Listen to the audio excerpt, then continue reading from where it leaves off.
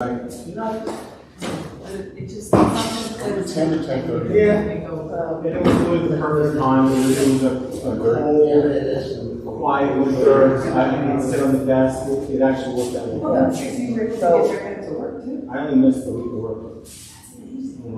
Sam, the top of that microphone red or green? Yeah. It's red, it's It so, was actually the perfect time. As a matter of fact, I'll be back up to New York on Now it's Thursday. Chestnut. I just had my 1 year, it's like, okay, I've seen you here, okay. Isn't that great? It's amazing, amazing. We were bike riding and walking, not really. I have to stop sitting, I'm working on the hospital, and sitting for 6 hours. John says 10:30. You know what, it's fine, because I'm not gonna record from here anyway, I'm recording on my phone. 10:15. Good thing we didn't. I would be in food very Yeah. until 10, so I can get back in 10 minutes. He said, it's 10:30, that's where I love it. Text me if you come. Oh, I'll give you one. He said that somebody was coming in, he was warming it up a little bit, so that's fine. 749. Did you see my email? That the radio station coming tomorrow, 1 o'clock. Yes, I see that. I don't know if you can make it. I just figured I'll make my tip. 1 o'clock. Yeah, they'll be coming in a white truck. 797. Yeah. And they call her Betty White. 137. She's a name. And, 685. Okay, all right. if you're around. I'm gonna see if I can do that. Yeah, I mean, I work, I'm gonna be working probably till noon time, maybe 11:30 we're trying to. I just wanted to get the just the days are coming to highlight houses. Yeah, kick off this summer, small business. Sam, will you press the This Jeep goes from town to town to celebrate small business. Yeah, it's good stuff, it's really good stuff. I've always seen it. Anyone that has. Anybody you know, send it. Jeff, how are you? Great, how are you? Yeah, the other, somebody's gonna I'm gonna get caught up on what their values are. There was a special name legislation.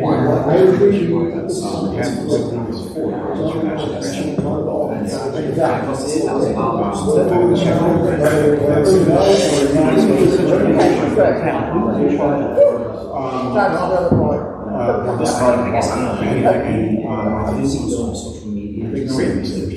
Yeah, but I think we're not. Okay, thank you so much.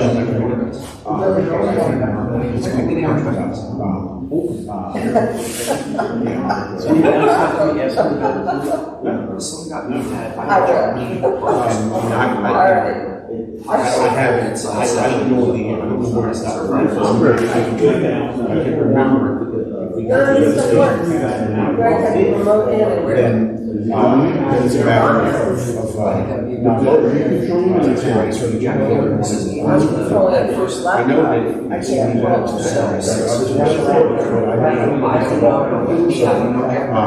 Mark. Okay, thank you.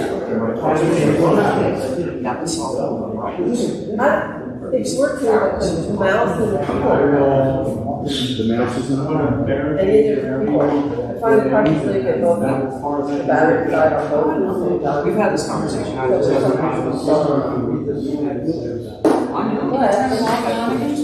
know, that was I have it on. Now I don't know.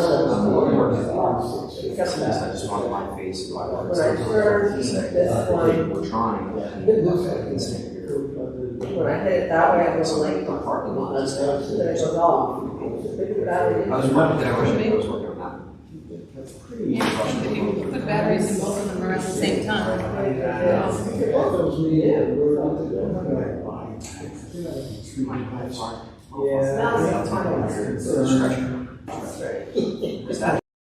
So do you have to? What's that? I really don't have to. Depends on the cars. Take notes and record. It's a navigator. How does it go? Technology. What? Technology is a wonderful thing Yeah. when it works. What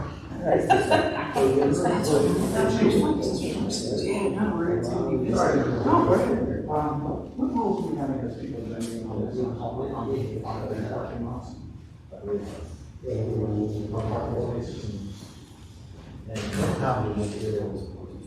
Is that one guy over there, he's selling something? Oh, the Trump dude. We gave him food, where's his? He's back in the office. He's gone now, you were out earlier. Or just, he wants to. Different place that coffee. Gone. And I meant to go coffee with me. He says he's in business now. There you go. Looking into hold on. And he should get his parking passes. I don't know why. I don't know, maybe the thing was on, and it wasn't necessarily, it comes with a new zone. But, I mean, if you start doing it, somebody comes along and sells t-shirts. No, we're just keeping it. I don't know why he did, and then Joanne lives there all day, it's 2 days. No,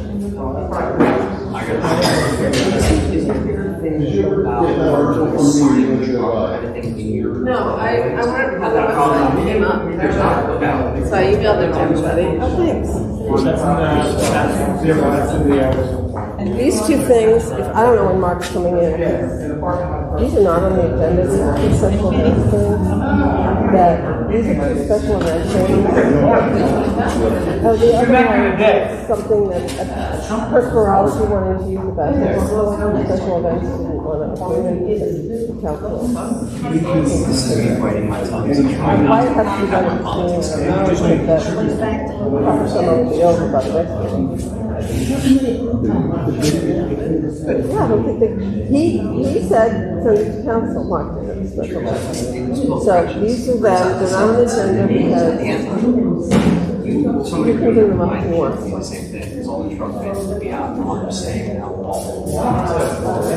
then people would have that. That's unfortunately the nature of our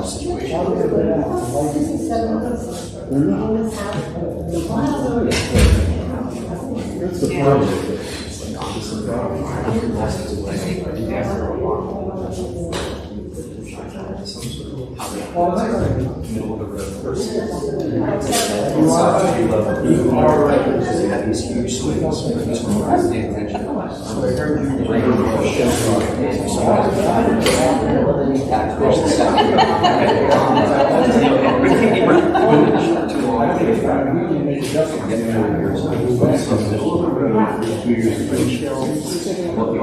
Neutral corners, we can.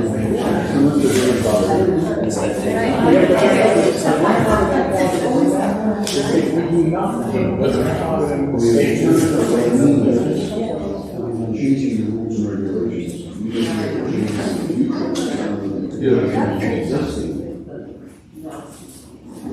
And that's your fault.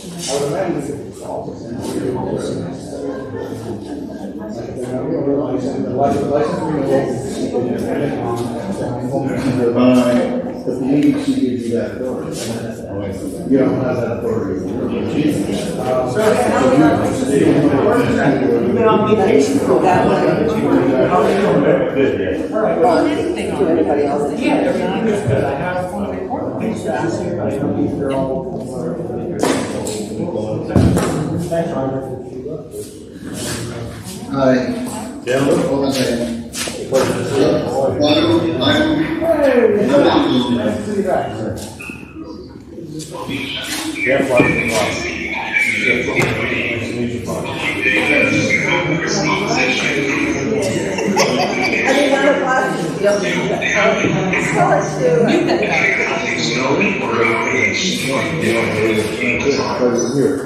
Yeah, well, they just understand that the town has, the town has the right to limit it as much as they want, like 75% of our percentage voted for this, so.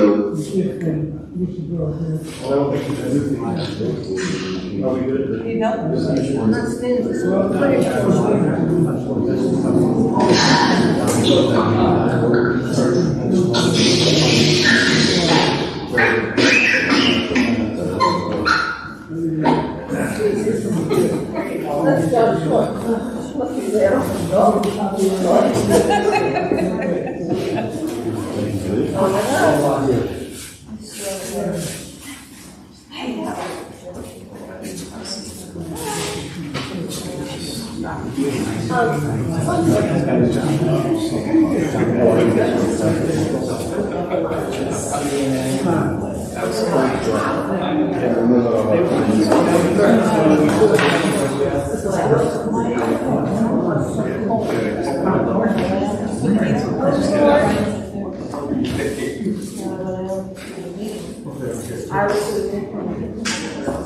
Yes. Hey. Little man? Come on, John. Nice to be back. Yeah, he's. How you working? Born in Sussex. Yeah. On business Right. today, tomorrow. Yeah, you're the man. No, I'm doing the remotely tonight. I couldn't get back in time. That was nice. Last weekend we had a little mini vacation so far. It was nice. Is this the first meeting you have? No, we've had a few now. We had a workshop, we had a council meeting. I was like, I think this is our third.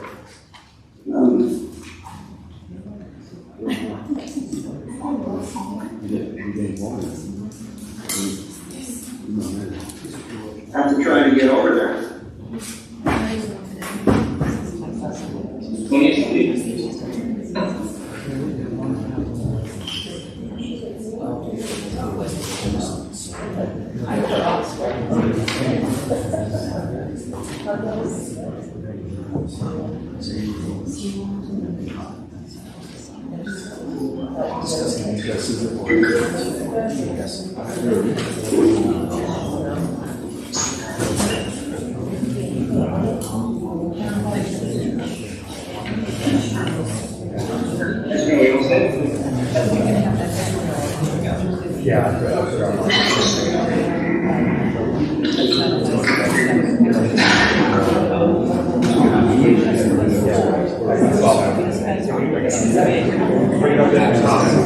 And Michael doesn't address this next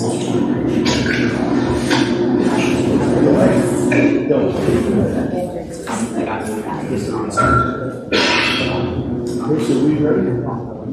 So you guys all right? Ready to go, Joe? Yes. All right, good evening, everybody. Thanks for dialing into tonight's council meeting. Pledge of Allegiance.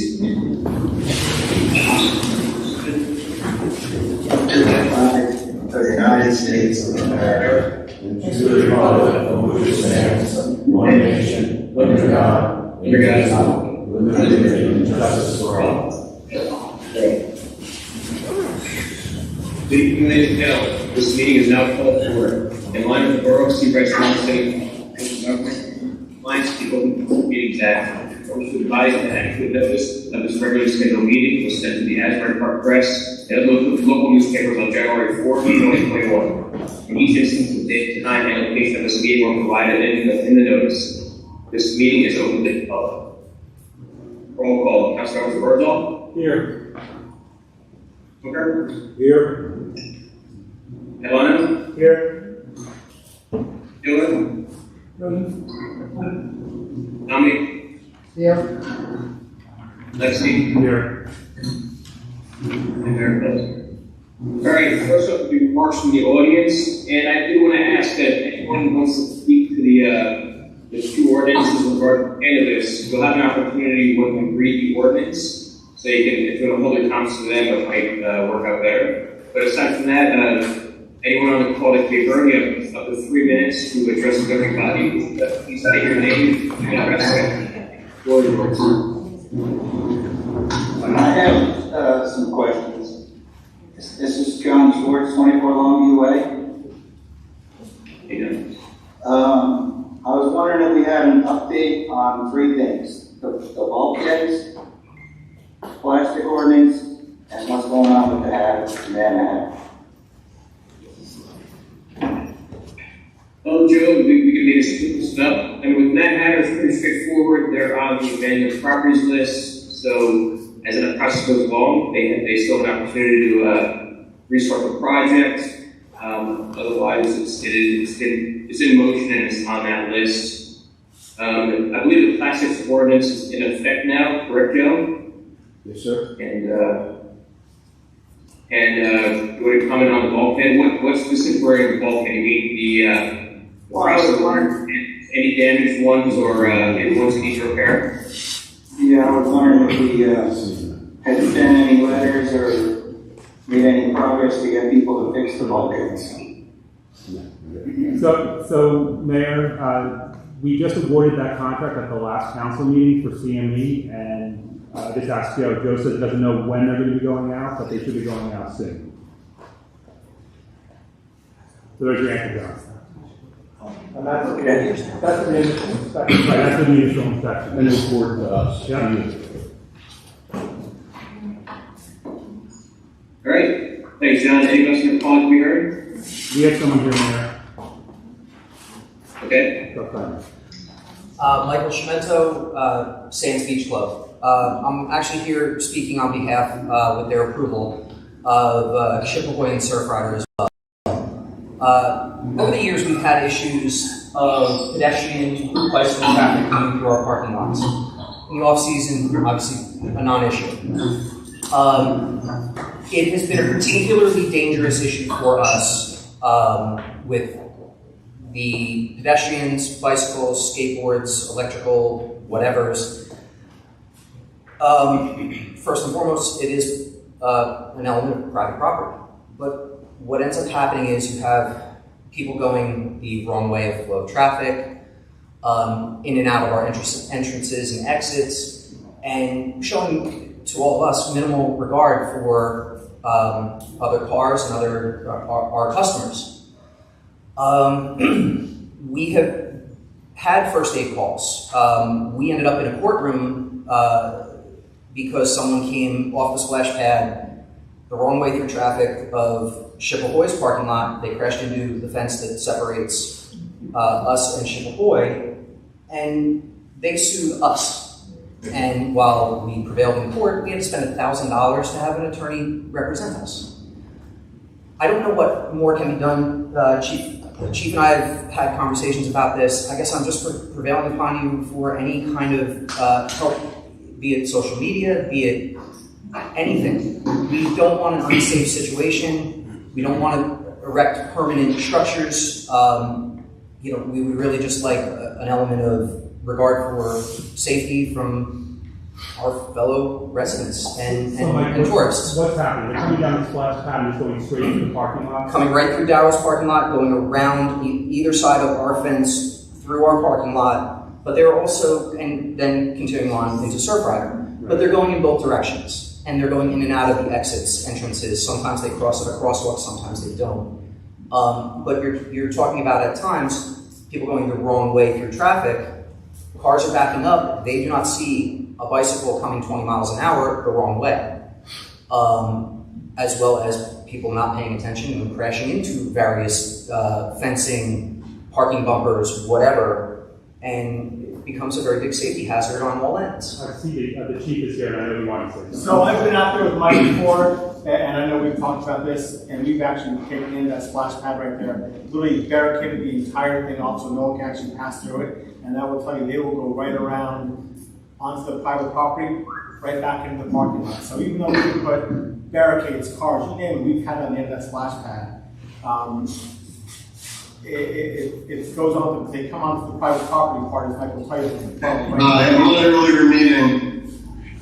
I'm not really on it. I'm just, We can hear you. Hello. So. Yes, please give your phone, whoever's giving us a static there. Keep it muted. So it is kind of challenging that area. We've been out there with Mike, with all the beach clubs, with Jack has seen it before, so Jack knows what we're talking about. So if anybody has a better suggestion to come out of that splash pad, to come out of the private property, we've tried. Is it mostly a problem on weekends? No, it's 7 days a week. And like I said, in season is when it's an issue. Off season, we don't want to block everything up, even though it's not a public right of way. But we're just, it's no relatively harmless in the off-season. It is a possibility to potentially get a special to maybe stand there during the summer. The problem is that we have so much bicycle traffic from basically 6 a.m. until 9, 10 o'clock tonight. I'd have to literally station someone there almost 15 hours a day. Right. The amount of traffic on that splash pad. But at the end of the day, if people were just riding bicycles to get down that way to avoid Ocean Avenue. So if I take them off there, they're going to funnel back onto the avenue. So I'm not really 100%, which is probably the best way to do The it. biggest issue we have there is that the only pedestrian traffic avenue that we have in that area is the sidewalk on the east side of Ocean Avenue. The problem is when you get to that, if you want to go over to the splash pad from that side, there is no access from the end of the splash pad to that sidewalk on the east side of Ocean Avenue, unless they go through the last beach club's property to get to that crossing, which is in the middle of which is going from that property's parking lot across the street to the parking lot across the street. So there is no other way to get there. The only other option that we have is to go stay on the east side of Ocean Avenue, all the way down to the power station down there, and cross the walk, the nearest walk there. Because from there on out, if you're talking about public property, private property, it's all private property. From the end of that splash pad up to the power station that's up there about halfway down, that's all private property. So I mean, we couldn't build a sidewalk that crosses across there unless we took some of the property. So I mean, I don't really see a solution to this, to be honest. So essentially, in a situation like this, our private property is de facto public? That's what I don't understand. No, the problem is, I mean, then you have the same issue where we're pushing those people into the street with traffic that's going 60 miles an hour as opposed to cars that are going 10 or 5 or 10 miles an hour in the parking lot. Not for nothing, I'd rather, if I was one of the people, I'd rather get hit by a car going 5 miles an hour than one with 50. Yeah, But as the property owner who want to end up in a courtroom, I prefer that not to happen. I realize it's private property, we don't want to do that. Look, we're not going to Just real quick, if I can say something, just in the past couple of years with the amount of vehicular traffic on Ocean Avenue, the sheer amount of bicycles going down Ocean Avenue now everywhere, it's like I've never seen more bicycles than electric bicycles everywhere. It's just, that's how people are traveling. They're going on bicycles through Seagrams. It's the fastest. Chief, easiest way. there's got to be some solution. So we're not going to resolve it right now. So why don't we talk and figure it out? And I know Jack, we had brought this up earlier, I guess last year you brought it up. And Mayor, if it's okay, I'm willing to sit with Jack and the chief and Mike and try to figure, and the other beach club owners, try to figure it out. We'd love to talk it out. I'll join you. I would suggest something similar, so I'll join you guys at that meeting, so we know what it is. I'd like to be part of it also. That's an error. Guys, thank you very much. You just want to talk it out and find a safe solution for everybody. There's got to be. I agree. I'm being devil's advocate. That's all. Totally understand. I certainly respect I that. completely agree. Thank you very much. Yeah. Susie Marks, 1187 Ocean Avenue. I'm one of those people on the bike that rides in the parking lot, so I can really speak to this. It's true, it's all terrifying. That part of Ocean Avenue is terrifying to ride on. Those parking lots are terrifying to go through. But getting through them does seem safer than San Ocean Avenue, which is why I do. I mean, that being said, people are backing out constantly. I go very slow, your head has to be on a swivel. The only possible solution when you're going through there, and I don't even think there's enough room on Ocean Avenue, that whole, 2 miles there, maybe if you put cones, and the bike path is literally, the shoulder is that big there. Maybe if you put cones on the, inside of that and sort of make cars aware of that, people would be more aware to ride out there, but, I honestly can't imagine there's a solution. I would never choose to go on Ocean Avenue there if I had a choice. And the barriers you're talking about, you put a barrier at the end of Ocean Avenue, of course, or at the end of the splash pad, anybody's gonna ride around that. You can't lock it up, so. The sad fact is, it's a state highway. Right. So, the sad fact is, it's gonna take the state, it's gonna take someone to get hit and killed on that road for the state to put in the bike lane. I mean, if the state puts in the bike lane, they're gonna be taking private property to do so. So, we have to let everybody know that it's a dangerous situation over there. And unfortunately, we're kind of tied Well, let's hope we don't have to wait for someone to get Let's killed. hope not, let's hope not. And let's figure it out. There's always a solution if people put their minds together. Thanks, Susie. Anyone else want to be heard? Mayor Erwin Bieber, 12 Tradelands Lane. Can we get an update on what the status of the school realignment is? What's happening in that area? Do you have a address? Mayor, I can speak to it. We were told by Senator Sweeney's office that the legislation is set to be voted on Monday, if it's not pulled. But by the Assembly. Yes, by the Assembly. And hopefully out of the Senate by the end of June, if possible. So if I could follow up, what action, Joe, do we have at that point, and who's leading it for us? Well, the action would be that at that point, it enables any municipalities in the state of New Jersey, not just Seabright or Highlands or Atlantic Highlands, to put together a plan to merge their school districts. Our plan has been in place at least for 2 years now. So the next step would be public meetings, public hearings on it in all 3 municipalities. And then it would be a vote by all 3 municipalities to move forward with the plan. The legislation is helpful. The new legislation is helpful in that regard because prior to this piece of legislation, you were only allowed to vote on that 1 time a year at a special election. This allows you to vote 5 times a year, 4 during the school board's normal 4 times a year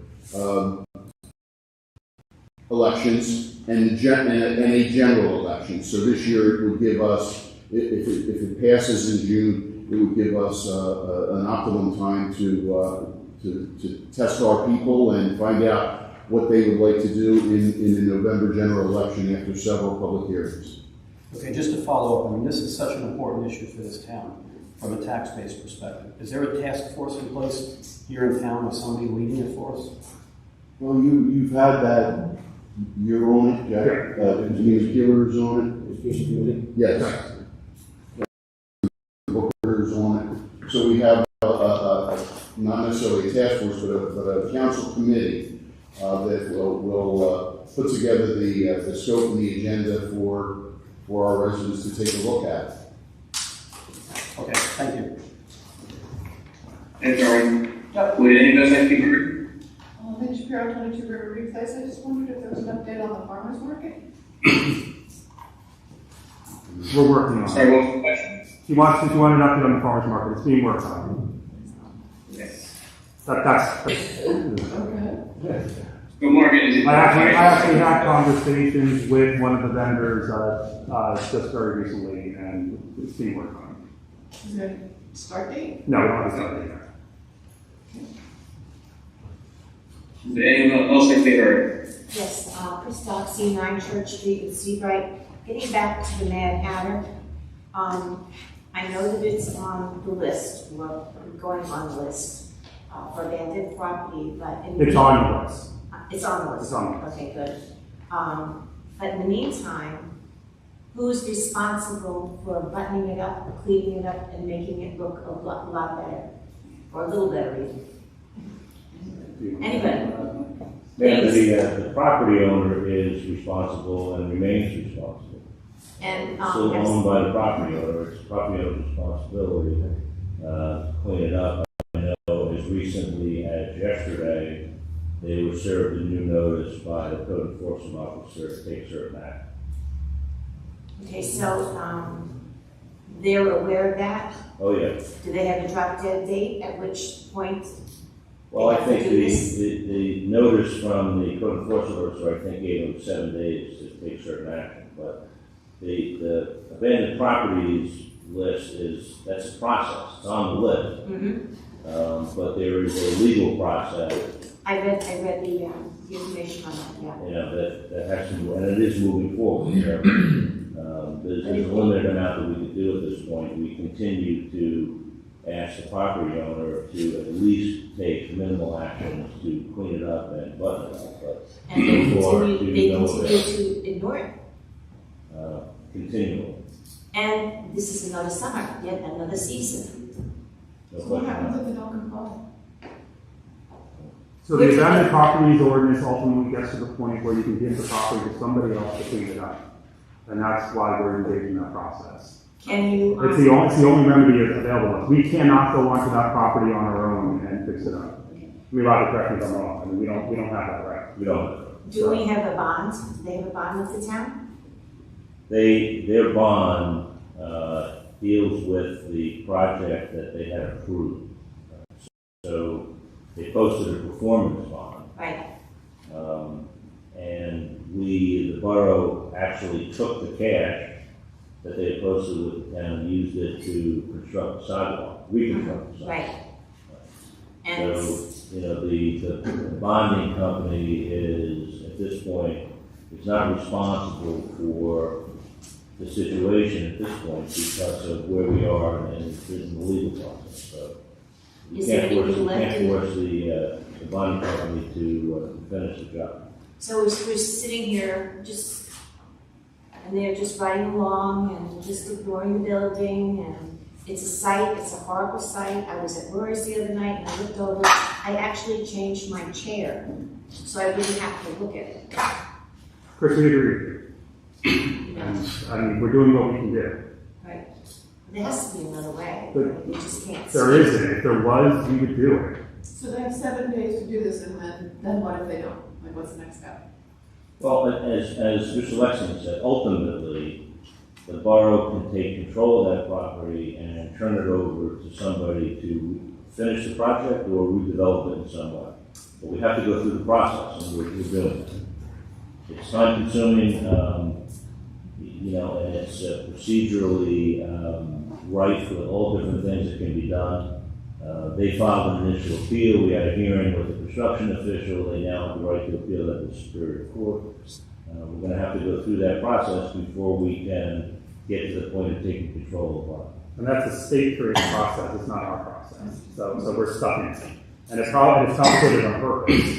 Well, it is, because obviously the state is not going to, nor would we want the state to make it easy to take private property. I mean, it's, I understand that. That this is a particularly egregious situation, and I think we all agree with you on that. But the best we could do is follow the process. So that's what we're doing.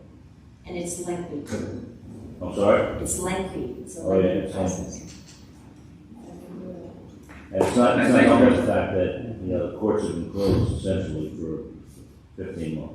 So everything is backed up. Nothing's going to happen quickly.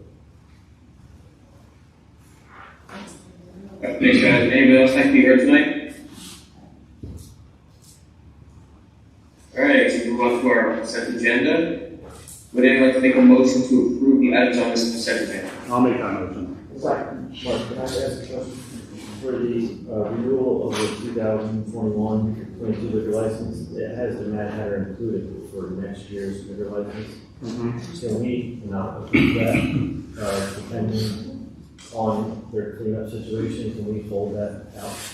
Okay. Can I make a motion to pull that? What we can do, Mayor? we can, what we can do is, I mean, we'd be permitted to do that, but it pretty much goes against what we've already agreed to at prior meetings, that, while we're pursuing the abandoned properties list, we're also keeping the liquor license alive. So, it's up to the governing body, of course, but I know Mark made a motion, and then Sandy, you want to make I just asked if we could pull it instead of approving their next year liquor license. Just essentially pull that and vote on it separately, Mayor. I believe it's an exception. But if we do that, what is the impact of the license? If do we lose it? Or Only if the general consensus of the council is no, not to renew that, then we would, if we don't renew the license, then we would lose that. I believe. Well, if you ultimately don't renew it, yes, you would lose it. But I mean, right now it's an inactive license, and it's going to remain an inactive license for the foreseeable future. So by not renewing it, we still hold it. It still exists. Is that is not really tied to this organization? It technically still exists, because the application for renewal will still be pending. There is a deadline of several months. I can't remember what it is. So I don't. The problem is this. You know, as a practical matter, I understand the desire not to renew it because you know it's doing something, you know, for a property owner that's not doing what it's supposed to be doing. You know, but as a practical matter, as Mr. Lexi said, if that property is going to be developed for what it was approved to be, it's going to require a liquor license. So at the end of the day, if the council doesn't want to renew it, doesn't want to lose the license, which we've discussed and you have said you do not want to lose it, you know, you might as well just go ahead and renew it because you want it to stay there and you want it to be available for somebody, whether it's a purchaser, whether it's them, whether it's somebody ultimately that you decide to assign it to if we go through the abandoned property. It doesn't have to be at that site either. No, it can be transferred. It still remains an active license. Yeah, that's right. And we've discussed that in the past too, and that's why I thought we were in agreement on this prior. But Mark, what's your comment? No, Mayor, I agree with you, and that's why the council voted to renew it last time. I know Sam, you voted no, but the reason we renewed it last time is because we didn't want to lose it for the town. And it's not about the Mad Hatter. I thought it was for this year. I thought this is for next year. This for next year, Right, yeah. so Coming year. So I'm inclined, if the council hasn't changed its opinion, I would just say approve the motion that I made. I don't see any reason to vote separately. No, I would agree. I don't see. Is there a second on the motion? Are you second? Second. I second. All right, Councilmembers Birdsall, Yes. Booker, Yes. Catalana, No. Giller, Yes. Lamia, No. Lexi. Yes. All right. The second is approved as is. All right, now we're going to go on to our ordinances. First one is Ordinance 8/2021, an ordinance of the Borough of Seabright amending and supplementing the Code of the Borough of Seabright, Chapter 16 Animals, Article 2 Cats. This essentially eliminates the requirement to have a cat license in the Borough of Seabright. So last year we had a license holder, so we're just going to eliminate that from the ordinance. Would anyone like to make a motion to open a public hearing on Ordinance 8/2021? I'll make that motion there. Second. All right, Councilmember Birdsall, Yes. Booker, Yes. Catalana, Yes. Giller, Yes. Lamia, Yes. Alexi. Yes. All right, would anybody in the public like to be heard on this ordinance? There's no one All right, here, we are so done. I'll make a motion to close the public hearing. Second. All right, Councilmember Birdsall, Yes.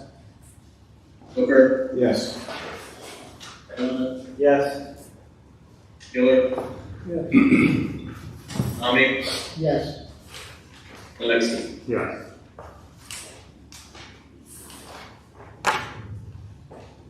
Would anyone like to make a motion to adopt Ordinance 8/2021? I'll make a motion. I'll second it. All right, Councilmember Birdsall, Yes. Booker, Yes. Catalana, Yes. Giller, Yes. Lamia, Yes. Alexi. Yes. All right, Ordinance 8/2021 has been adopted.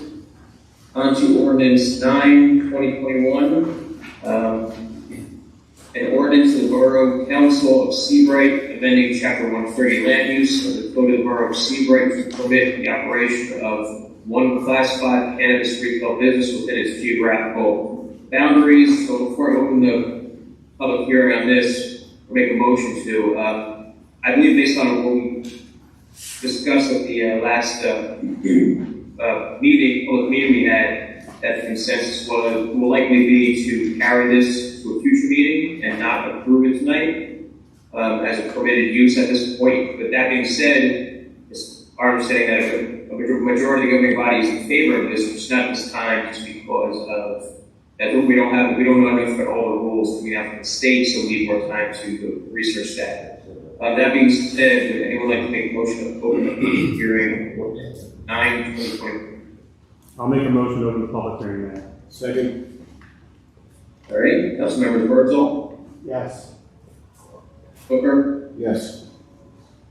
Catalano, Yes. Giller, Yes. Omni, Yes. Lexi. Yes. All right. Is there anybody from the public who would like to comment on ordinance 9/2021? Anybody want to hear? Yeah, I'll go. Just state your name and. All right, Marty Jabal, I live over at Chris's Landing. I saw what you posted about coming out tonight to voice my concern. A lot of other Monmouth County municipalities have voted that they did not want this in their region, and I would agree with them. I don't see a real positive to it. There's a lot of other things that this borough needs more, and taking up a space here, a commercial space may not be a benefit. I've looked at other places where I've been traveling, and these dispensaries, although they serve a purpose, I don't think they serve a purpose really for our town. If we had every other amenity available to us here, maybe, but we don't. We don't even have a drugstore. We don't have a supermarket. We all have to travel for everything.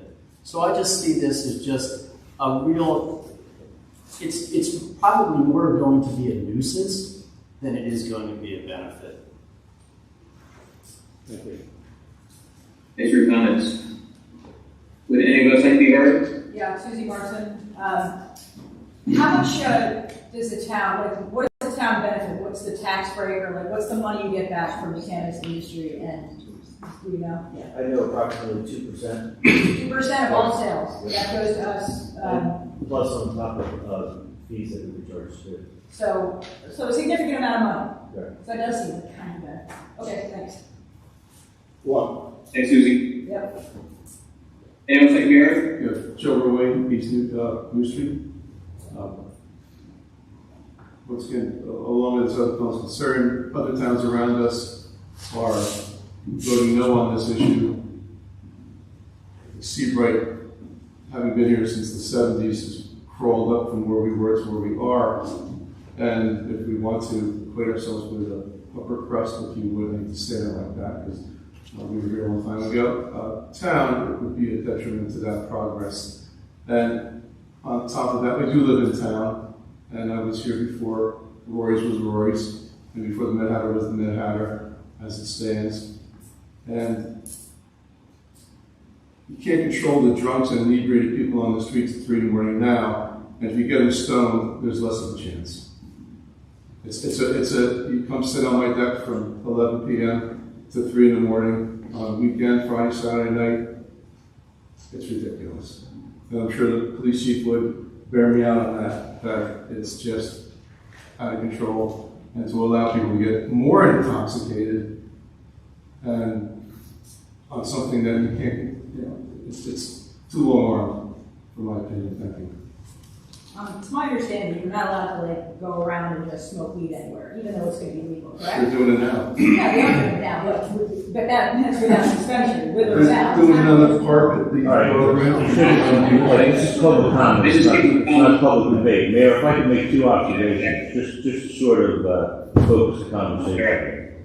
I think one thing that you should realize is whether or not there's a cannabis retail store here is a completely separate issue from whether or not people will be using marijuana. Because the one thing that no municipality can prevent is having marijuana delivered to customers in Seabright by delivery services that are licensed elsewhere.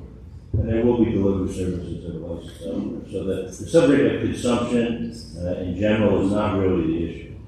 The second observation I make is that the council's discussion at the last workshop was really related to the fact that you mentioned a lot of towns are deciding to say no at this point. The reason why a lot of towns are deciding to say no, including some that initially wanted to say yes, including another town that I represent that was going to allow cultivation, is the reason that was discussed at the last workshop meeting, and that is no one knows what the regulations are going to be that this new state commission is going to promulgate.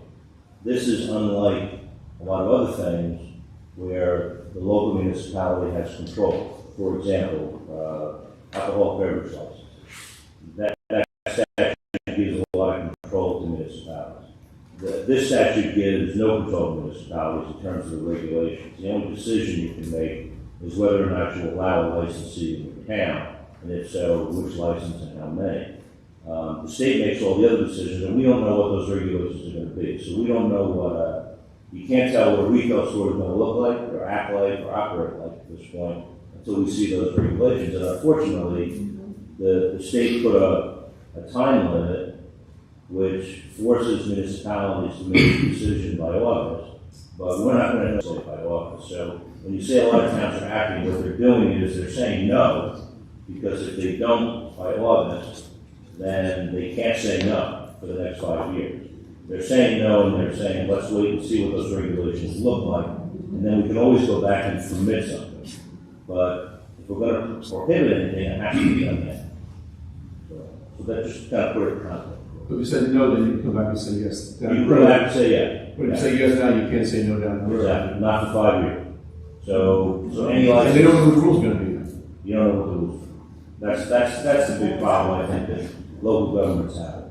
That's crazy. The big discussion we've had. We discussed this pretty good at the last workshop meeting, and really, in our official,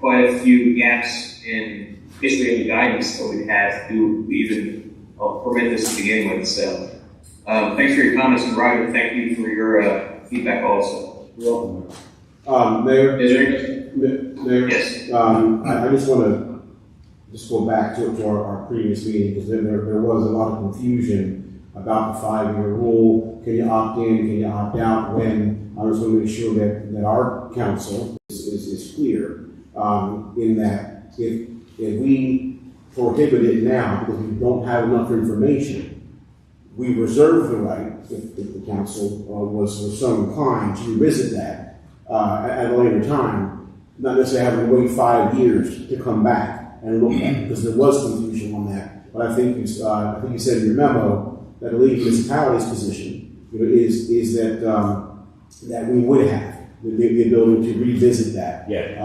Okay. That's a critical point, because the way it appeared to me is that we were sort of boxed into a timeline and into a truncated sort of deliberation process that would have us making decisions without a full set of facts yet. So if I'm hearing you correctly, we have the right, if we decided to say no for now, when the rules, the regs came out, etc., and we knew what it was going to be and what powers we had and all of that, we could come back to it. Is that at any time? Okay.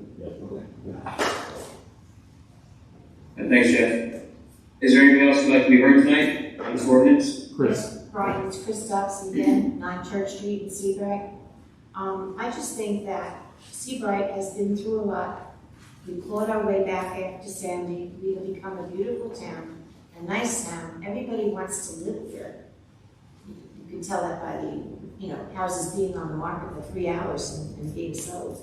I just think it would bring the town down. Everybody would be coming in here to buy cannabis. I don't agree that we should have a store in town, and that is my feeling. We have a great town now. Why ruin it?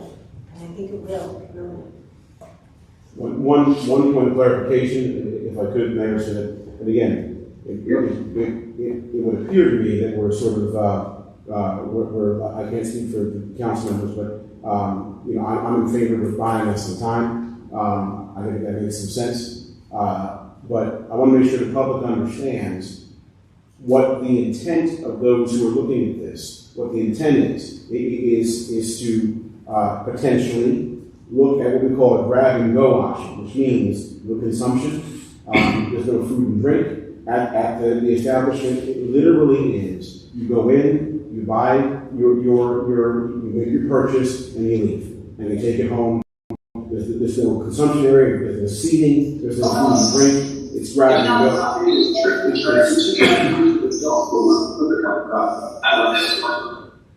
You can get some weed over there, but it's a grab and go model. Now that is very different than other towns may decide to handle it very differently and have a lot out in the open and all that. This literally would be go in, you make your purchase, and you leave. You don't go outside and smoke, you leave. Now that's an important clarification. Again, I don't think that we're there yet, but that's just so the public understands. There are various classes of cannabis activity. And what we're talking about is that retail only, grab and go, can't smoke it there, you take it and you go home or go back to your town or whatever. So that's something to point out. That's all. Thanks, Jeff. Can I continue? Thanks for your comment, Chris.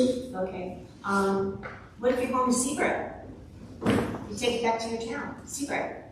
What if you go across to the beach and you smoke on the beach? Well, that's... Well, as I stated, we can't stop the consumption. People can get a delivery to the beach. No, they cannot. So we actually, smoking is not, you can't smoke on the beach, Chris. That's actually against state law, and we are actually going to modify our own code to make it clear that even when cannabis is legal, you can't smoke on the beach. And as Roger pointed out, you're going to be able to get it delivered into town regardless of whether we have a shop or not, but you're not going to be able to smoke it on the beach. Okay, apparently there are different class stores. Jeff, is that right? Well, what I was saying, and the council can, Mr. Bachman can speak more definitively on it, but there are 5 or 6 different classes, cultivation, retail, and a bunch of other sort of classes. What we're talking about here, as far as we discussed amongst the council, is primarily, only the retail option, the grab and go option is all that's even been discussed here. Yeah, we're not even allowing delivery services to set up shop. You couldn't run a delivery service out of your house. Okay. So Chris, the 6 classes you're asking, it's in the ordinance, are class 1 is a cannabis cultivator. Right. That's not even under discussion here.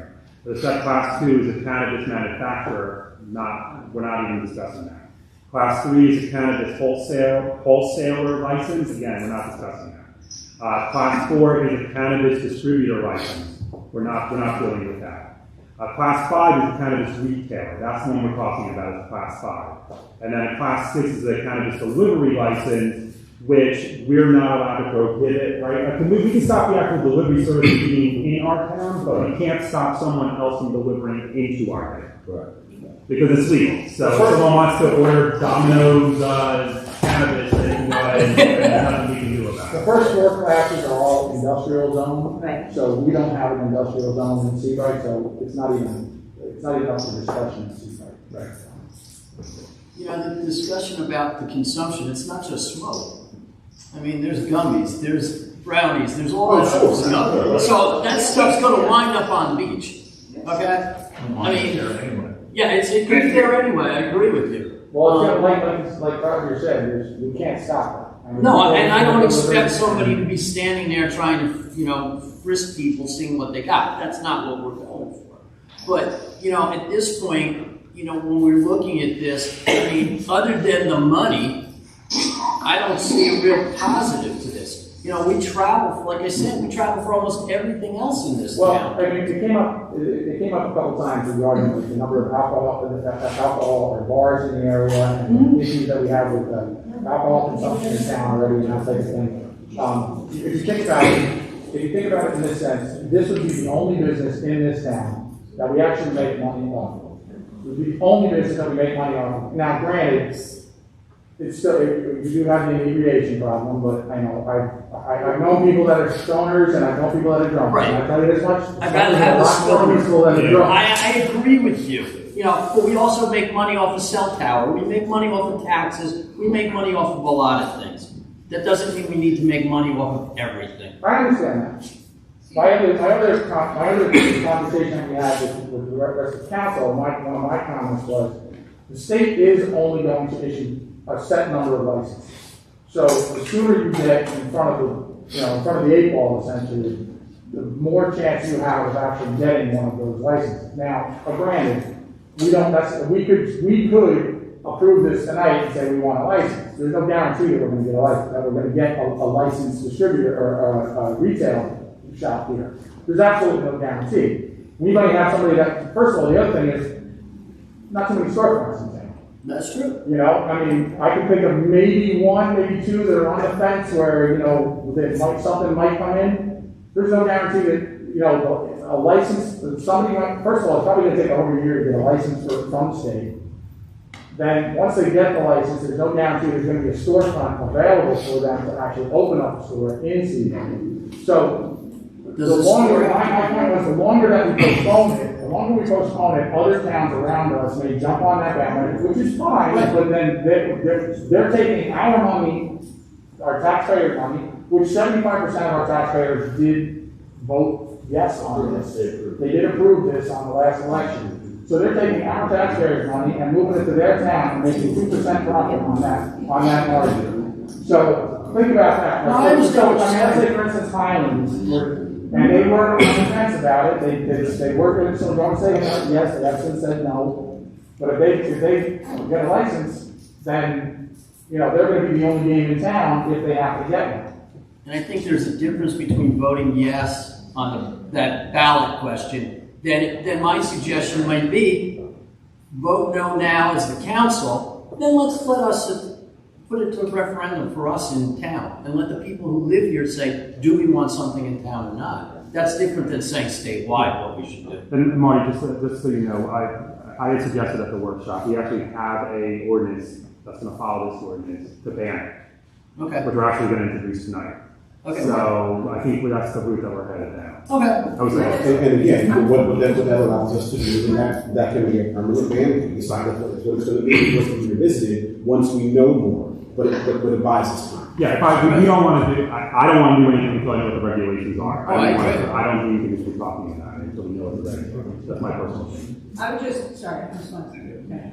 just wondering if anybody. Would anyone else be heard on this ordinance? Yeah. Susie Markson. I'm just wondering if anybody could tell me, like in detail, and it could be anybody, what's the difference between a grab-and-go liquor store and a grab-and-go cannabis shop? I mean, I've traveled, I've seen them, so I'd like to know, literally, what would you rather have? Somebody get a bottle of vodka and drink it in their house, or in Seabrook, or somebody get weed and smoke it in their house? I just want to know the difference between a liquor store and a cannabis shop. Susie, the honest answer is we don't know that answer because we don't know what the regulations are. But we do know. We don't know. We kind of do. If you're against a cannabis store in town, the element that brings, you should be against the liquor store too. I just don't see the difference. Here's the difference. Practically every town has a liquor store. Yeah. This isn't about a Seabrighter going and buying cannabis and taking it home as opposed to a liquor and taking it home. This is about everybody else that doesn't have a cannabis store in their town coming, right? This is everybody else in a liquor store in their town coming. If there's a liquor store like that, they can go in and consume adult substances, whatever. There is no difference between that and a cannabis store. I think it's good. The grab-and-go aspect, I'm not trying to have a weekend in the center of town. Nobody wants that. But if you're talking about, this is like a clean shop. You walk in, you buy your product, and you leave. I'm sorry. I was bartending for 15 years. We know what alcohol does. We know what it says. If you're against one, you have to be against both. Just because alcohol has been legal for, since Prohibition ended, doesn't mean it's okay. There's reasons that cannabis wasn't too. And I think that possibly people are biased against it for various reasons that may or may not exist, and this sort of cultural bias about what the element it does bring to town. And I get that. I have family members, I have good friends that get that too. But I think if you do the research and the history on this problem, you're going to find that, personally, having a cannabis store, I would rather have that than a liquor store in my town at this point. When I see people walking up and down the street, can you tell who's drunk and can you tell who's stoned? That's all. Even there's a very, very calm town.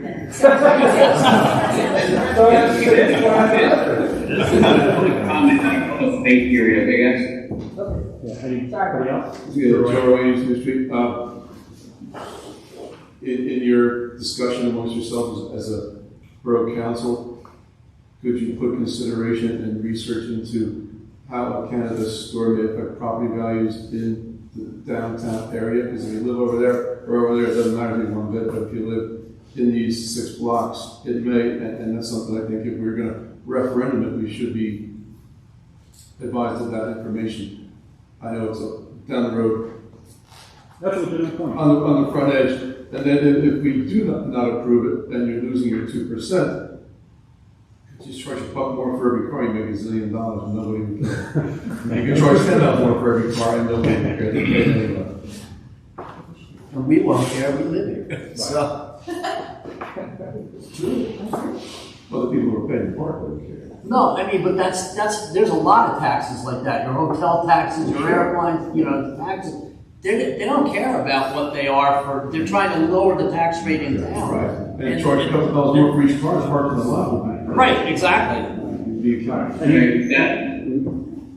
Mayor, I'm sorry, I know you're at a disadvantage up there, so, it's like the voice of God. It was Brian. Anyone have any comments?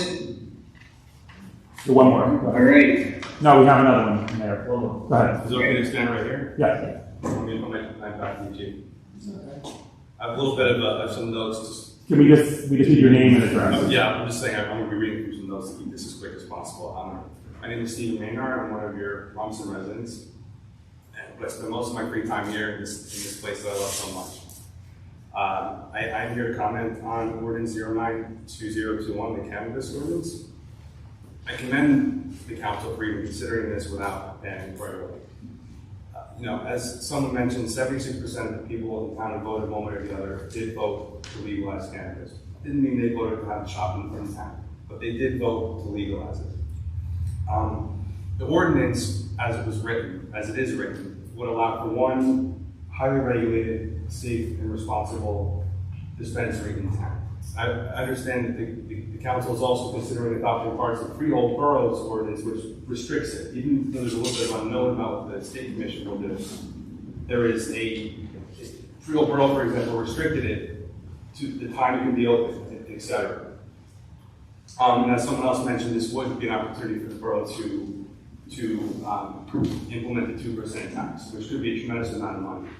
I'm afraid to say this now, but I do plan on applying, if it's passed, for a micro cannabis dispensary license, which most people don't know about. It would be, in my opinion, a perfect fit for the town because it would be limited in the size, in the amount of employees, limited to 10, it's limited to 2,500 square feet, for example, and it would be limited in the amount of products that are able to be sold.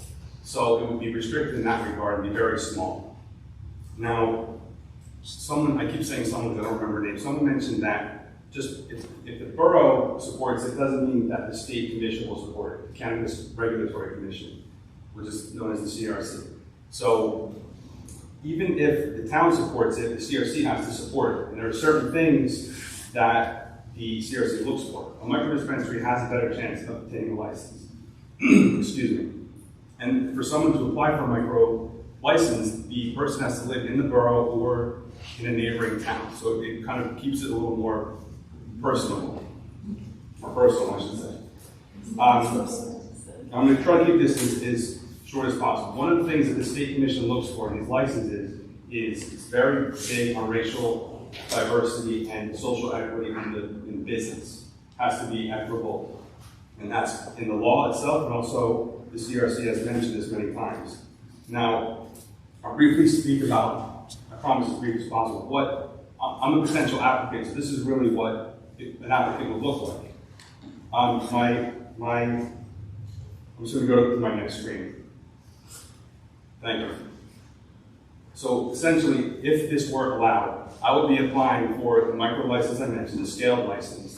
It's restricted with my partner who I lived with in Rumson of 12 years, Paul.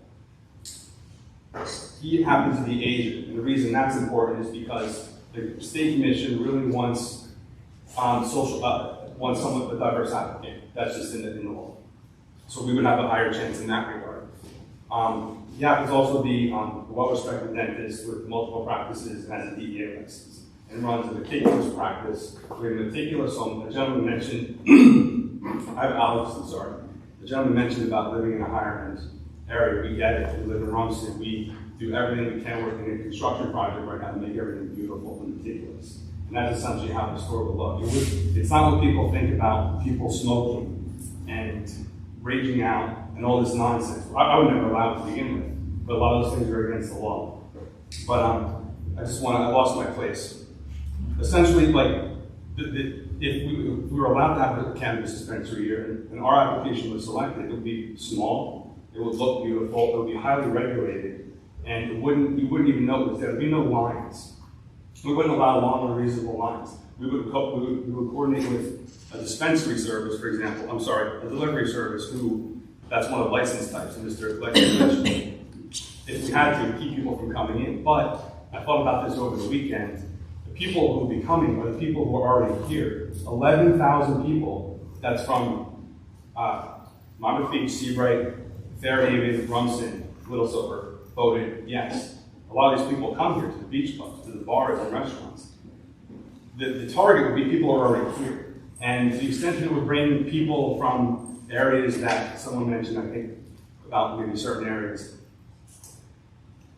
the state will be rid of these things in those areas. I think Long Branch, or West Long Branch, I'm sorry, I don't recall, one of the Long Branches will have cannabis. I think one of the Highlands will have cannabis.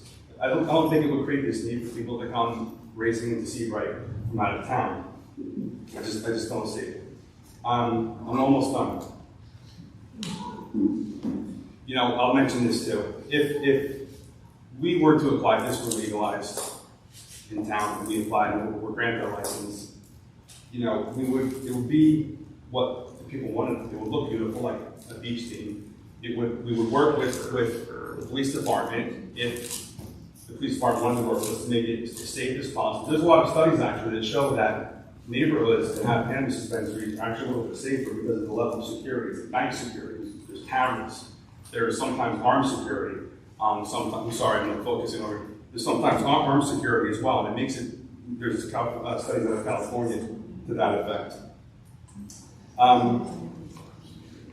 There was something said about, I think I already mentioned about people coming from out of town. So I mentioned it would be people who are already coming here, and who are 21, so 21 or over, of course. I want to state that. No one who is under 21 will be permitted in the store. So the council mentioned like a grab and go type of establishment. It would be very like a small operation where people can order maybe on the phone. They would come. You know, I keep thinking about my mother. I have to just mention my mother, who was fighting a terminal illness, used cannabis in shame. You know, it's not this. It shouldn't have that shit. It was the only thing that interviewed. So it's not.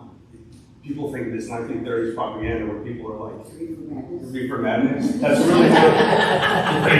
I wish because you would know how we live our life and not export. We would never allow that. It wouldn't happen. So, you know, I think I got most of the points. So this is the most important one. If the council votes to put it off, you're killing it forever. Not forever, but you're going to get rid of that. All the candidates who would be the best. No one's going to wait around. It's already a risk. If you passed it, someone would have to buy or rent property in town with just a chance of the state commission giving a license. So if the town is not going to meet the August 21st deadline, I don't see who would be sticking around. You don't want someone coming from out of town. Well, from what I've heard, you don't want someone coming from a larger company or out of town who's trying to take advantage of the residents, for sure. You're from out of town. I know, but it's an account. Only mine. Doesn't matter. That's true. I think a lot of business owners don't. What's put in your town? What's that? What's put in your town? Our town is going to Penn. Good for you, not good for us? Yeah, I think it would be. I'll say one thing. I understand completely. So it's not happening. Yeah, no, we're not going to have back and forth. And with respect to the gentleman, I think you've made your point. And I think that we have a loosely enforced time limit, and I think I'll allow the mayor to. Oh, was that my time? I have one more thing. No, you don't. We appreciate his comment. Oh, okay, all right. I can't say one more sentence. May I have permission to say one more sentence? Is there anyone select here tonight on ordinance 9/2021? Mayor, may I say one more sentence? Just say it. If it's not passed, everybody who's here, who lives here and visits here, who wants it, they're gonna get it from the towns who have the delivery license. They're getting it anyway, Seabright will get $0. But that's all, I'm a little nervous, so thank you for letting me get those points out. Thank you. Thank you. Anybody else? All right, is there anybody else who'd like to speak? Hi, this is Sam Rutherford. I'm a cannabis attorney. I'm here in support of local groups that have expressed interest in the area. I'm only going to have very few comments, just a few comments, just to reiterate the idea that the local government actually does have quite a bit of control that's given by the CRC just in the plain statute as it is, and that you can craft your ordinance specifically with respect to the needs of the town. Just in terms of my experience, an attorney, I worked with a client in the town of Ewing to help them secure a license for Justice Grown in 2018 in Ewing, with the mayor there. And they worked under a system where you can license it and you can also work with a 2% tax fee, but there's also, in your licensing, you have great latitude in terms of what you can require from the applicants. And so, as we did here in New Jersey and that they've done in other states, they've worked with things called host community agreements, where the operator is, selected by the town. You can create a process where you can allow the group that you're most comfortable with, that you can bring it to, the committee in terms of voting on who you may want to do this in town, and then you're able to come to an agreement which will outline their requirements. But under these community agreements, which are akin to cell towers or akin to wind farms, anything that is out of the ordinary in terms of a change in the use that brings a so-called burden on the town, is an area where of course your town attorneys can look at this, which allows you to enter into these special agreements, which allow you to really restrict the use to exactly the way that the town sees it taking place in the town. So whether that's full-time security, whether that's a feed directly to the police department, whether that's restricting the hours, time, place, and manner, whether they're beyond the tax money that comes in, that there is responsibilities on the group to deal with matters of mutual interest with nonprofits, non-governmental organizations. Any burden that's created creates a legal counterbalance that allows you to work out an agreement, so that all the fears or concerns that some of the community members might have can be addressed in all the areas that come up. But certainly, just to reiterate what Stephen has said and what some of the other folks have said, the amount of local control actually, in my reading of this, is quite expansive. And if you look at some of the work that's been done on ordinances throughout the state, some places like Bayonne have created their own entire intricate licensing scheme, which involves residents only, or different sorts of tiebreakers in terms of there's a conflict and how many people can come in. So the ability to pass it and then to maybe amend such that it allows you to manage the process fully is something to consider.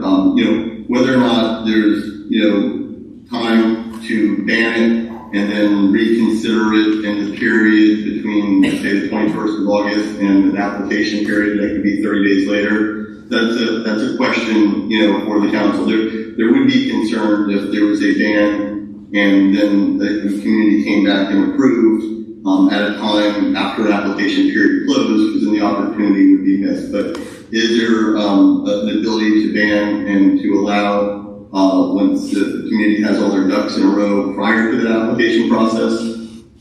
That is, that's frankly doable. It's not something that that somebody that works in industry is advocating necessarily, but it does give you a little bit of gap. But otherwise, the amount of control that you have is significant in terms of the parties, the time, the place, and the context in which the business would operate. So. Thank you for your comments. Anyone else like to be heard tonight? Yeah, Reed Murphy. Reed? I'm neutral on this, because I'm dry on everything, but the benefit to this town will be revenue.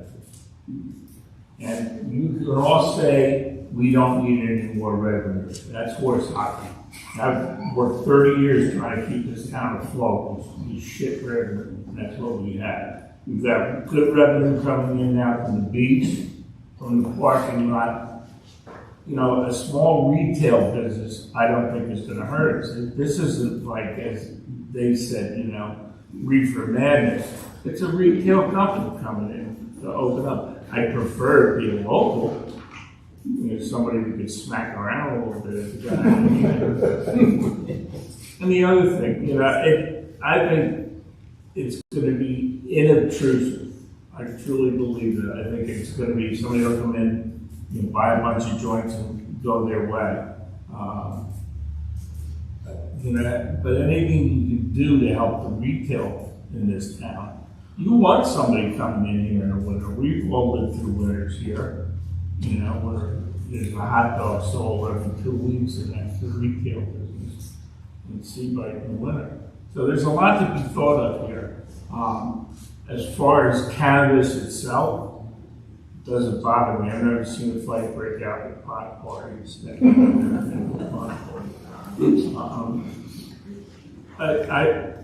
What people want to do with their own time and their own volition, let them be. If we can sign them or let them have a place to purchase. I'm not against that. I think it'd be good to figure out. Thanks, Reed. Thanks, Brian. Would anyone else like to be heard on ordinance 9/2021? I did get a phone call today from a resident of Sunrise. I messaged she called in tonight, but she didn't want to. She just basically called me to voice her disapproval of this class 5 cannabis. That's what I said. Yeah. All right. Mayor, I'll also say that I posted this online response. I was kind of surprised by that. And there's not a lot of people here tonight either, which also surprises me. Even though we put it out there, it's on the community billboard. I did receive one call today, also Mayor, who was very much against this. So I just wanted to put that on record. Again, they didn't want to call in tonight, but they were very much against it. So. Would anyone like to make a motion to close the public hearing? Yeah, I'll make that motion to close the public portion. Second. Okay, Mr. Birdsall? Yes. Booker? Yes. Catalano? Yes. Gillard? Yes. Dominic? Yes. Lexi? Yes. All right, so I believe we're going to make a motion to carry ordinance 9/2021. Would anyone like to make that motion? Well, let me ask a question there. I think we're already agreed that this particular ordinance, either way, we're not going to implement because it has a clause in it that we would need to go back and amend, which we would have to reintroduce a new ordinance anyway. I think that was what we talked about. We're not proceeding with this ordinance, even if we decide ultimately to go ahead with it. So what's the point of tabling it? No, I think you're right, Mark, and I think that if we should hold the council. Yeah, I think that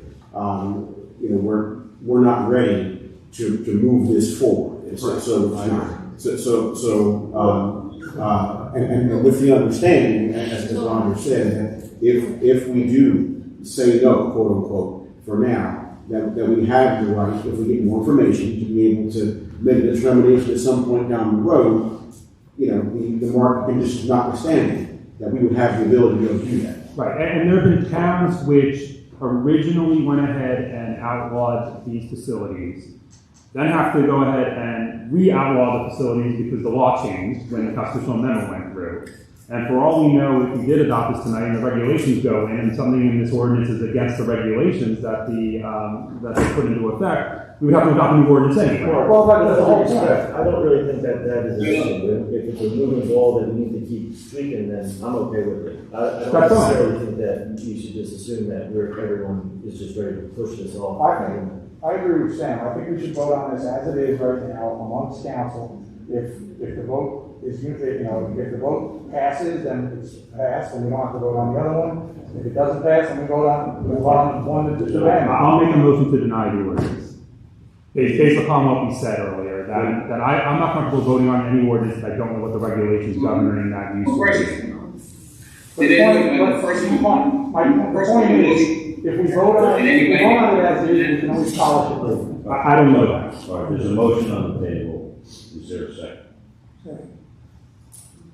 right, so you have a motion. Now, which would be motion to carry or motion to deny? This is a motion to deny. Motion to deny. Okay. Is there a second? Jack second. Shaquille. All right. So for a motion to deny ordinance 9/2021, Councilmember Birdsall? No. Booker? Yes. Catalano? No. Bueller? Yes. Lamy? Yes. Lexstein? Yes. All right, I believe it was successfully denied, although confusing. Sorry. All right, so we'll go on to the next ordinance, 10/2021, an ordinance of the Borough of Seabright amending and supplementing Chapter 146 nuisances of the Code of the Borough of Seabright to add thereto a new Article 3, smoking regulations. And we discussed this earlier. Essentially, this is at the local level saying you can't smoke at the beaches and along the seawall and entranceways and go forward. So with that being said, anyone like to make a motion to introduce ordinance 10/21? I'll make that motion there. Second. All right, Councilmember Birdsall? Yes. Booker? Yes. Catalano? Yes. Bueller? Yes. Lamy? Yes. Yes. All right, ordinance 10/2021 has been introduced. On to the next ordinance and back to in this category, ordinance 11/2021, an ordinance of the Borough Council of the Borough, an ordinance of the Borough Council of Seabright amending Chapter 130 land use of the Code of the Borough of Seabright to prohibit the operation of all classes of cannabis establishments within its geographical boundaries and the Borough of Seabright. Would anyone like to make a motion to introduce ordinance 11/2021? I'll make that motion. Second. Councilmembers Birdsall? No. Booker? Yes. Catalano? No. Bueller? Yes. Lamy? Yes. Lexi? Yes. All right, ordinance 11/2021 has been introduced. On to new business. First up is an voucher in the amount of $447,940.90. Would anyone like to make a motion to approve this voucher? So moved. Second. All right, Councilmember Birdsall? Yes. Birdsall? Yes. Booker? Yes. Catalano? Yes. Bueller? Lamy? Exactly. Yes. Yes. And Lexi? Yes. All right, that was approved. On to Mayor and Council Committee comments. Is there anybody from the governing body who would like to speak as it relates to their committees? Yeah, Mayor, I have 3 items. The first came up out of the last special events committee. Perspirology last year utilized what is currently the the basketball court right next door to Borough Hall to do exercises because, of course, they weren't allowed within the building. They came to the special events committee. They would like to do it again, except more limited hours. Susan, do you remember what the hours were? It was twice a week. Oh, you're supposed to know. Here I am. Okay, no problem. And my wife and I. First chronology. Sorry she's not here. Yeah, sorry, I lost my voice. I'm not sick. I was screaming in class. People were being lazy. And I'm sorry, this is not as exciting as ordinance, but yeah, we were hoping maybe just for Mondays and Thursdays, 9:30 to 10:30. However, we could do 9:30 to 10:15. Last year, it was a real lifesaver because we were closed, and I believe we had classes Monday through Friday. I think we did 7:30 through 10. What are the hours you're looking for to do this? We're just looking for Monday and Thursday, 9:30 to 10:30. I know it's a basketball court now, so I don't want to. I love basketball; it's my favorite sport. I wish I was taller, but I don't want to impede on anyone who wants to play. I know it's a public court. We were just, people seem to enjoy it. People seem to enjoy watching all the women do it. Uncomfortable. But, so what the question was that came up is, unlike last year where we were helping out a business that literally would die because they could not be inside, the question came, do we want to, they would have exclusivity under the proposal on Mondays and Thursdays from 9:30 to 10:30. And this council has been establishing a bid process for when we make something exclusive to a place that's taking a public amenity. And did council want to do this as a bid process, which is what we've been doing with other things, or did we want to allow First Biology to just go ahead and operate from 9:30 to 10:30? We could do 9:30 to 10:15, if that. I don't think 15 minutes is enough. but that's something the council's going to have to decide. Personally, I think if we're doing it for anything else, we should continue the same process. With the bids? What I was going to ask Robert's opinion, whether or not it's within our purview to be able to do a bid, or is it better public practice, policy practice to put it out?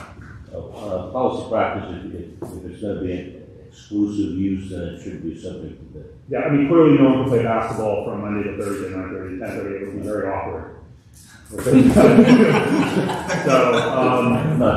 Not dangerous. So if that's the consensus, and I tend to agree, then Chris, can you put out the bids on that? Is that how, or do we have to vote on it at the next meeting to put out the bids? Yes, I can do it right now, right? Make a motion to put out the bids? Sure. I'll make a motion to put out bids for that with the return date of, can we get them back by our next meeting? 1 month.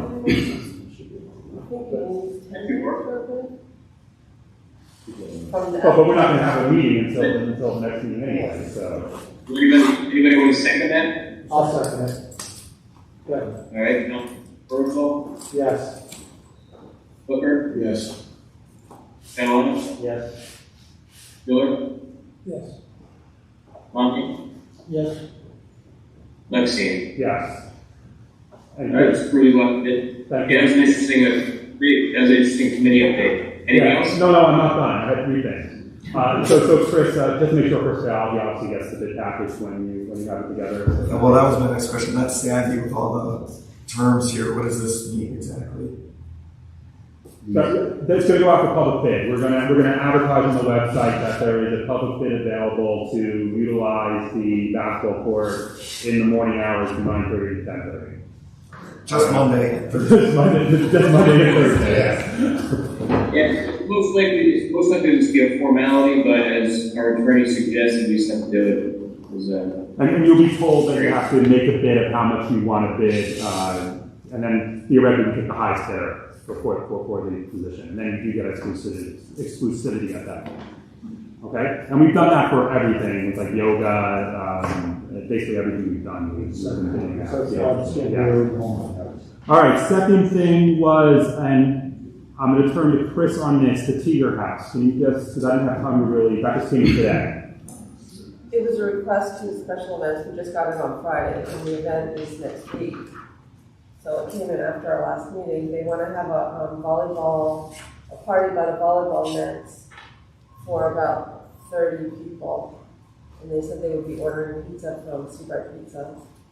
And it's for the Tigger House, it would be their charitable organization. And they would, it would be 3 to 5. On what day? I think it's June 24th. And so you have to decide if you want to, I mean, they would be required to get beach badges and all that kind of stuff. Don, I see Don Klein here. Do you have any problems with that? No. From the beach perspective? I think they had actually coordinated with the volleyball league also to make sure that they weren't taking up any of their time. Yeah, that was my next question. Yeah. I think with the time frame that they had, communicated, it was fine. So underneath the special events ordinance, if an application comes in that the special events committee is not going to meet in time to hear it, which this would be that case, the council does have a right to grant a special events permit. And this is clearly a special event. I personally don't have a problem with it. So everybody okay? And everybody's okay with not having to get badges? No, they don't need badges for the No, if they're only exclusive use of the volleyball court, in this case, if you guys approved it, we wouldn't need to charge them entry unless you guys want to. Just for this one right now. And that's what we do for normal volleyball, right? They don't. When we Normal have volleyball, they have the bid and they operate outside the scope of hours that we charge. Okay. Right. All right, so I'll make a motion to approve the special event. I'm sorry, what? There's a resolution in front of you. Oh, did you? Put me there? Oh, we have it. All right, I didn't see it, Chris. Thank you. So, we have, what's the number of the resolution? It will be 131. 131? All right, so council, thank you, Chris. That's why you're the best person in the entire meeting. I'll make a motion to introduce and pass resolution number 131, 2021. I'll second that. All right, Councilmember Berthel? Yes. Booker? Yes. Fenlon? Yes. Bill? Yes. Lamy? Yes.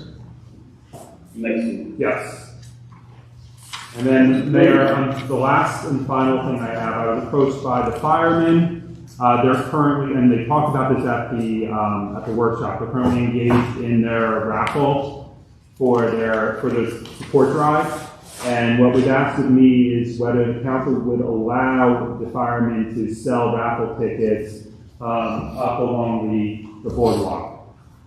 Because they felt like that would be a good way to get out in the public and be seen. I don't Yeah, I don't have a problem with it either. So, is there a need for formal approval? They don't want. I think the firemen don't want to do it without our approval.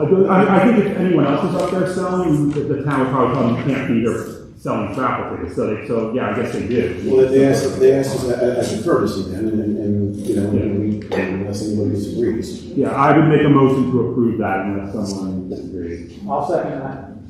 I have no problem with that. Roll call. Councilmember Berthel? Yes.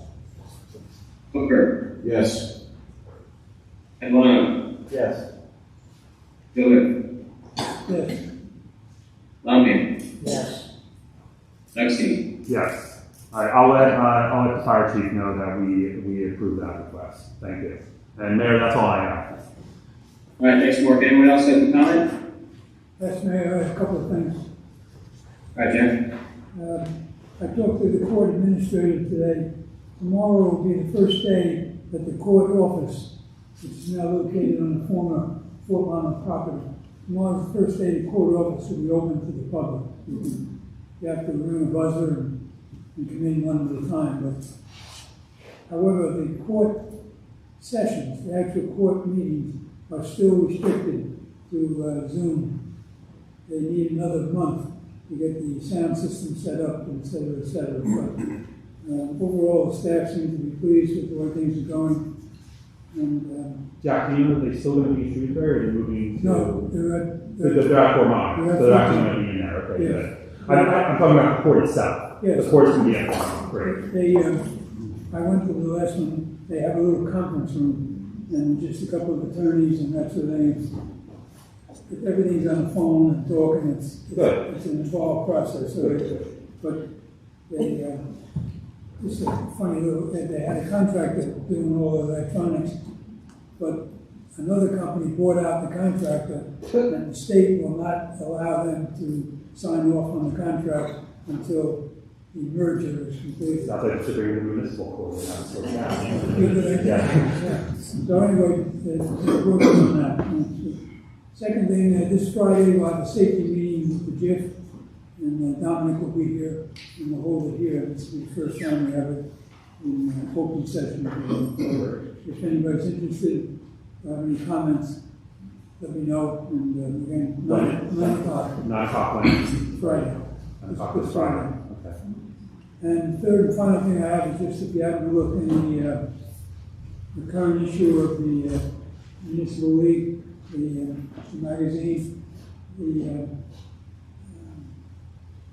cover, the big story is down at the shore, how Monmouth County is opening up for summer tourists, Tom Unknown, and the lead article is giving a picture of Seabright Beach, so it's very nice. Worth reading, brief but worth reading. That's all I have there. All right, Jack, thanks for that, appreciate it. Anyone else think we have any comments? Anyone else from council? All right, I guess we're wrapped. And I will state progress myself. We do have one item for executive session. So essentially, we will go into executive session once we set off this, and we won't be coming back. So this is the end of the public meeting, essentially, from here. But with the agenda. So with that being said, would you like to make a motion? I'll make a motion to go into executive session. I'm never gonna take